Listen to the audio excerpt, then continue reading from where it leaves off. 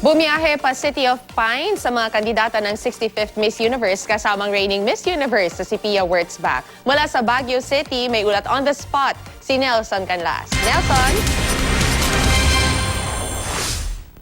Luan, magiliw na tinanggap ng mga taga Baguio City ang mga nagagandahang kandidata ng Miss Universe 2016.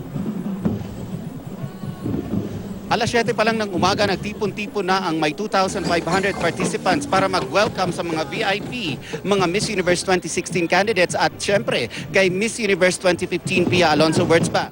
Karamihan sa mga participants ay mga estudyante na nakagayak ng kanilang mga katutubong kasuotan. Ayon kay Welcoming Committee Executive Officer Malu Galiste, deserving na maging mistulang holiday sa Baguio City dahil first time na mag-welcome ang summer capital of the Philippines ng ganito karaming nagagandahang dilag mula sa iba't ibang panig ng mundo. Suspended ang klases sa lahat ng antas dito sa Baguio City. Alas 9:30 nang makumpleto ang 24 candidates sa Luwakan Airport, kung saan winelcome sila ng 45-minute silent drill ng PMA.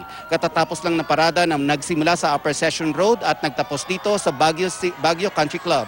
Dito magkakaroon din ng strawberry picking at golf tee-off ceremony mamayang hapon.